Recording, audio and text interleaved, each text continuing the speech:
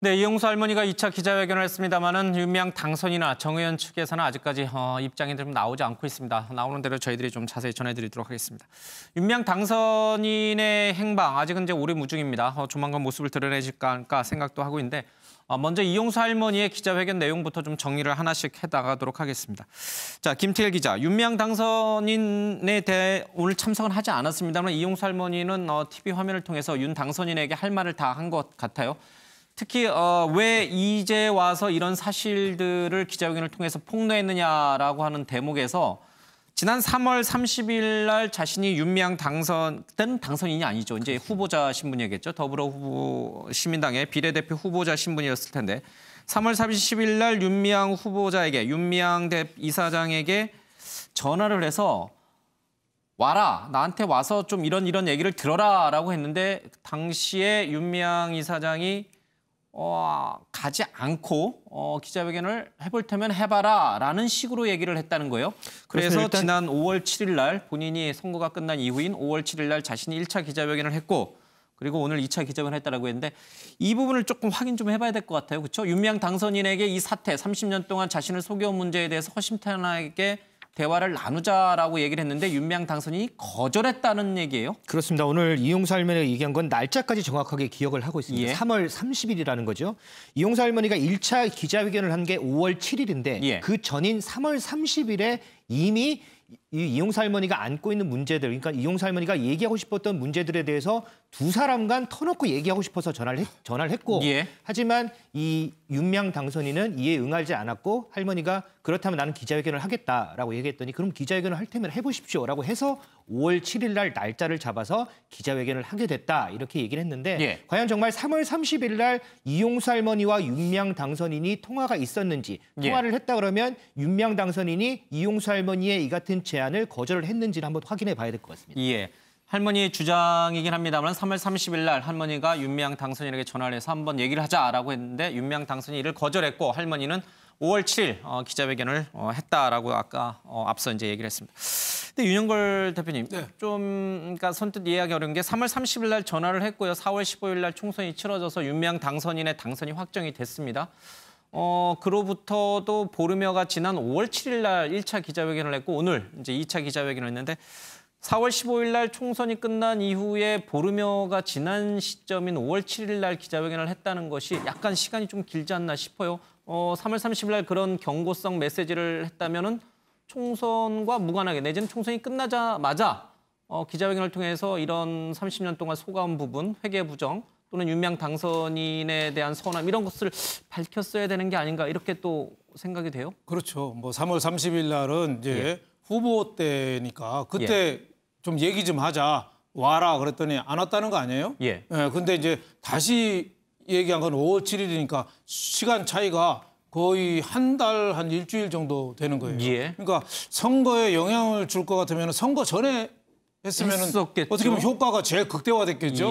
아니면 총선 직후에 했든지 상당히 한 달, 일주일이나 끌은 거를 봐서 이용수 저 어르신이 굉장히 고민도 좀 많이 한 흔적이 좀 있지 않느냐. 그동안에 뭐 여러 가지 오늘도 그동안에 뭐 제주는 곰이 넘고 뭐 돈은 누가 챙긴다고 그 과거에 그 김복동 그 할머니가 한쪽 눈이 실명이 됐는데도 해외로 다니면서 그 어떻게 보면 모금 활동을 했는데 제가 그 자세한 거는 몰라도 그 너무 많이 이용당한 것 같다. 그거를 좀 분명히 좀 밝혀라 뭐 이런 얘기인데 그 시간이 자체가 조금 긴 거 아니냐 이런 생각은 좀 듭니다.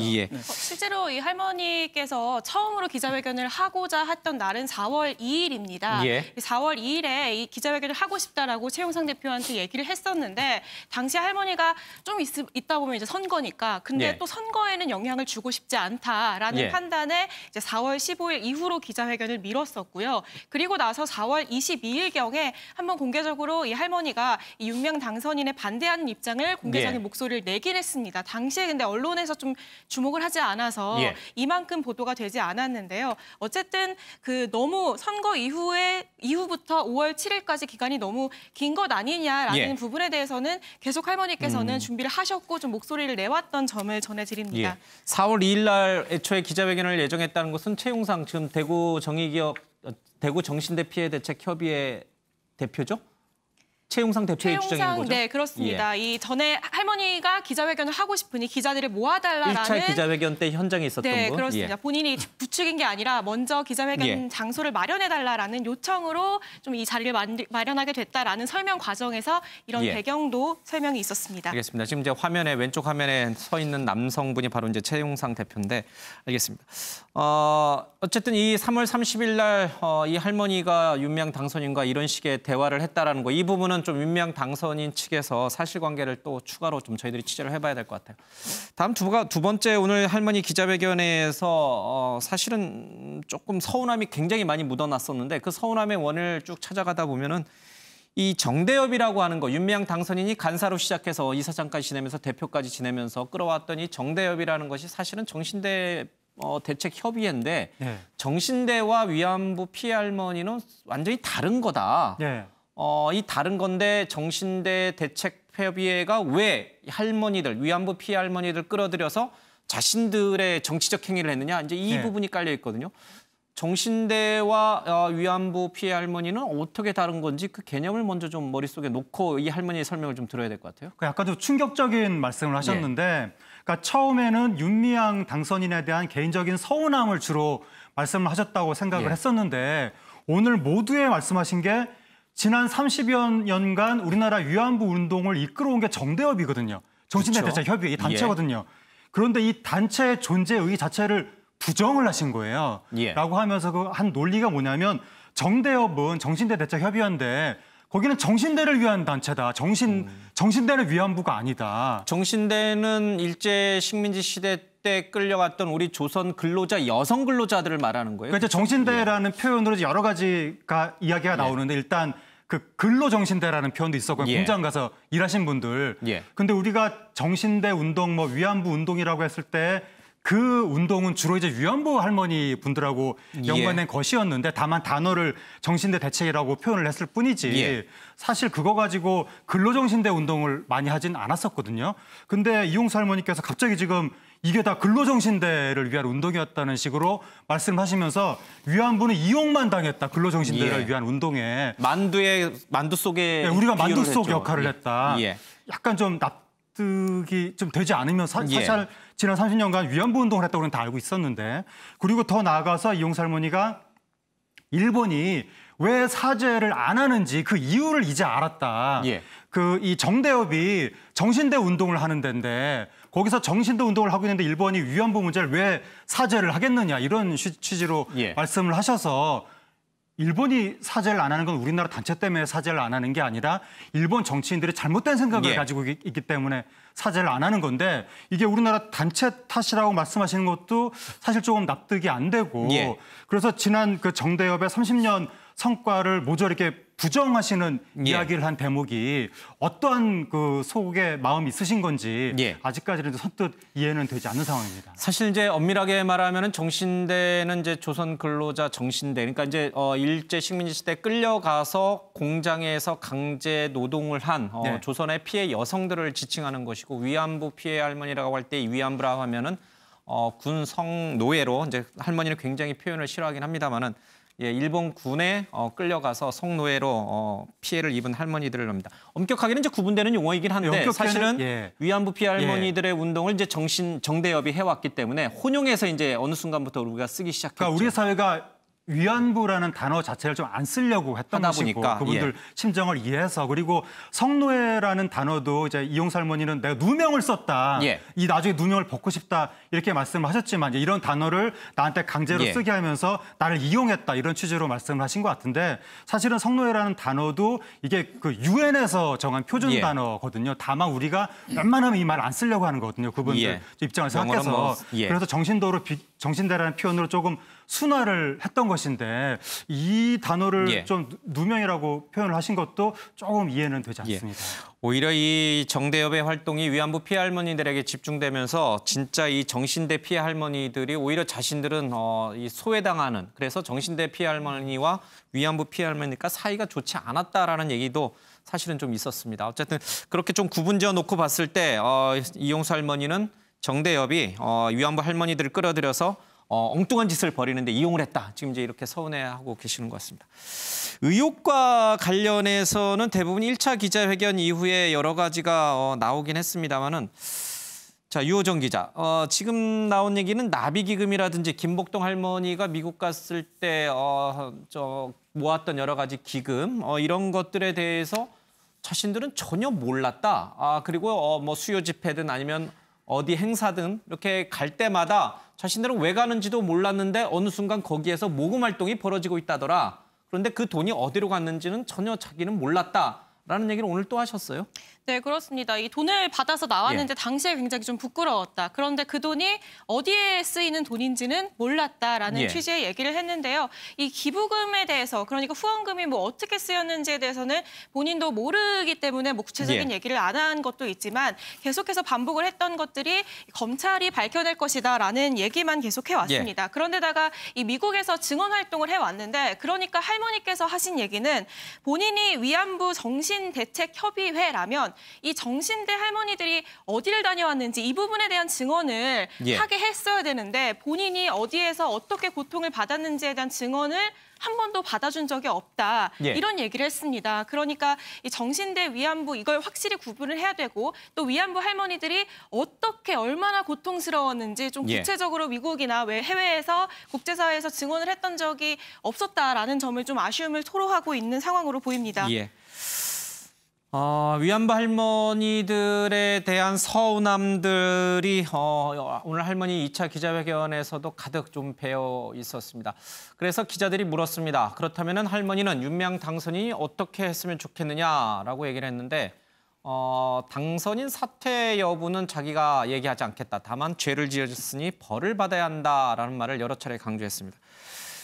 윤영걸 대표님, 지금 박범계 더불어민주당 의원도 그렇고요. 당내에서 이해찬 대표가 어떻게 사안이, 그러니까 검찰이 수사하든 아니면 사안이 명백백백 밝혀지기 전까지는 의원들 개개인이 왈가왈부하지 말아라고 함구령을 내렸음에도 불구하고 당내에서 이 윤미향 당선인이 입장을 빨리 내놔야 된다는 목소리가 높아요. 박범계 의원도 그중에 한 명이고요. 오늘 이용수 할머니 2차 기자회견까지 했기 때문에 이제 민주당에서도 더는 검찰 수사를 지켜보고 기다릴 수 있는 상황은 아닌 것 같아요.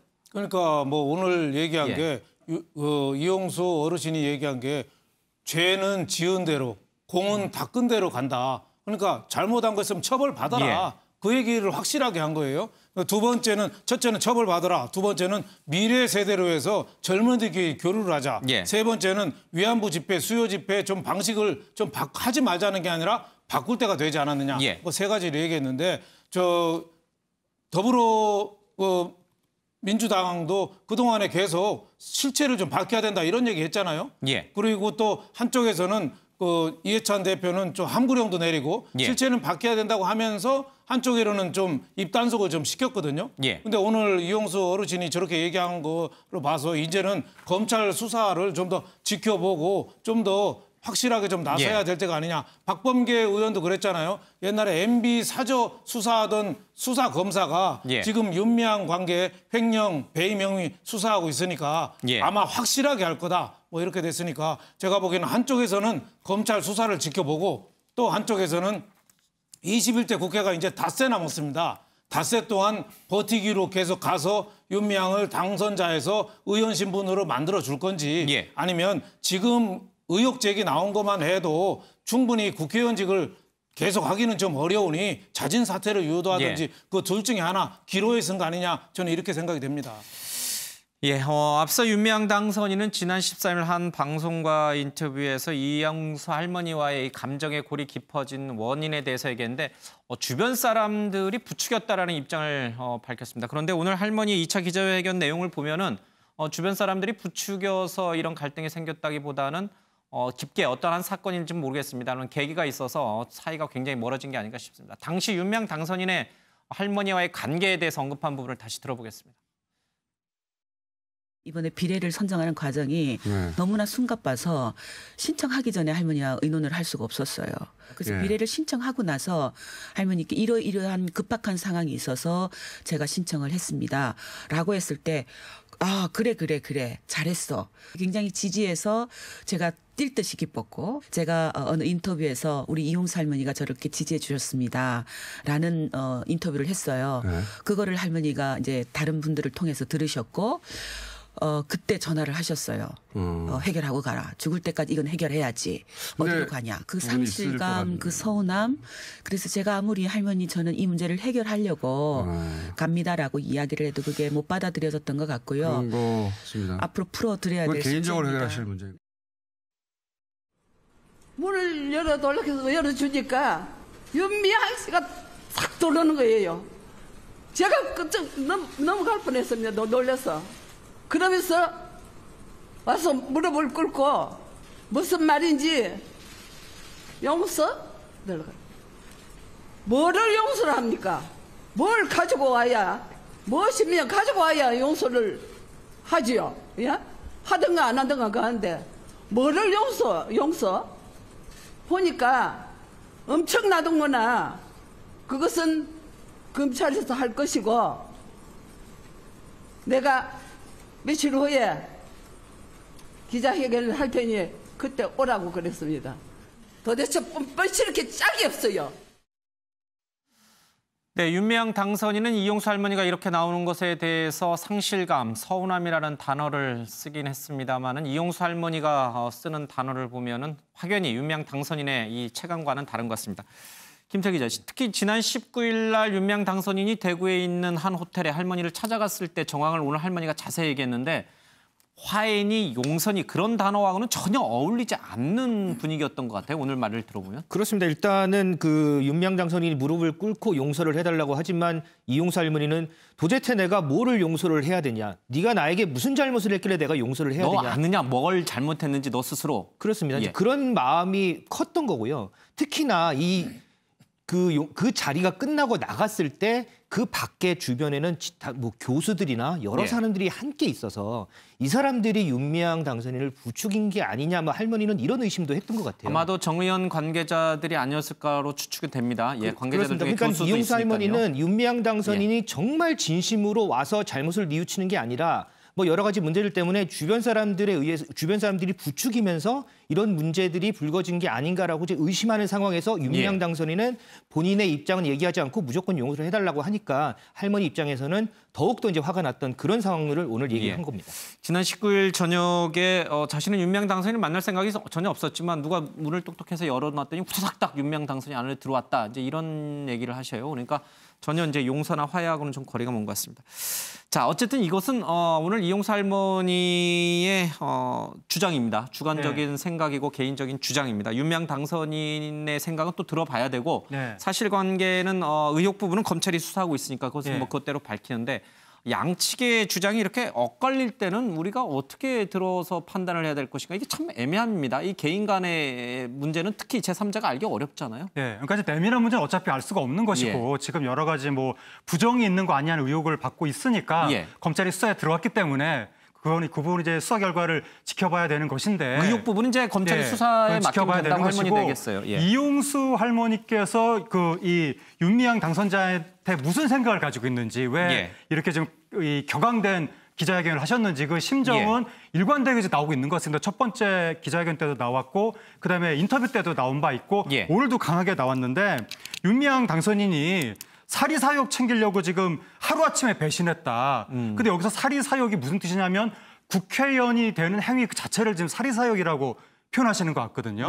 그래서 뭐 30년간 같이 했는데 하기 싫다고 어떻게 하루아침에 배신하느냐. 너무 분하다. 난 절대로 용서할 수 없다. 이런 취지로 지금 말씀을 하시는데 첫 번째 기자회견이라든가 그 후에도 그런 식으로 말씀을 하셔서 결국 핵심은 이 윤미향 당선자가 국회의원 되는 게 나를 떠난다는 느낌을 받는 게 그리고 혹시 이 운동을 그만두는 거 아닌가? 거기에 대한 굉장한 서운함을 가지고 문제 제기를 하기 시작한 것이 핵심이 아닌가. 그리고 이제 문제 제기를 하다 보니까 그동안 30년간 쌓여온 여러 가지 서운한 것들도 잇따라 나오는. 근데 이제 조금 의아한 것은 국회의원 된다고 해서 그걸 꼭 사리사욕이라고 할 수가 있는가.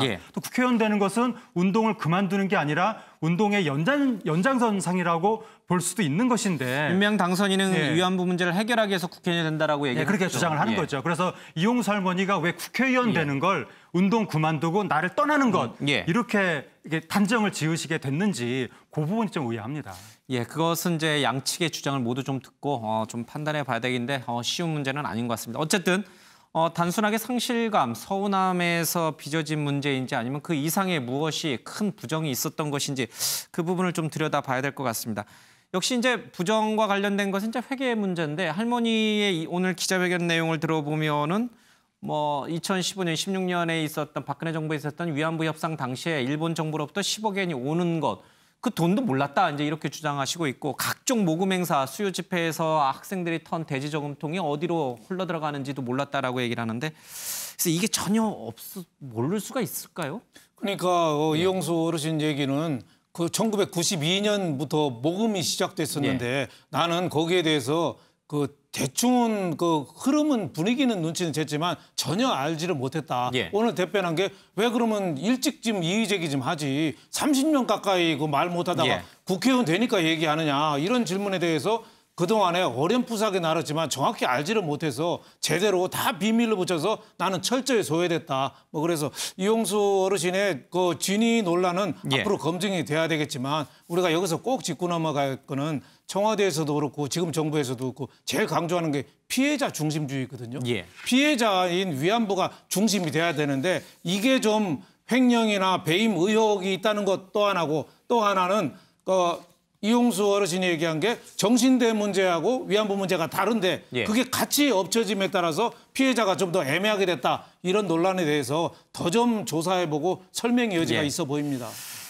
자, 최현미 기자가 전했습니다만 아직까지 정의연이라든지 윤미향 당선인의 입장은 나오지 않고 있습니다. 나오는 대로 저희들이 좀 전해드리고요.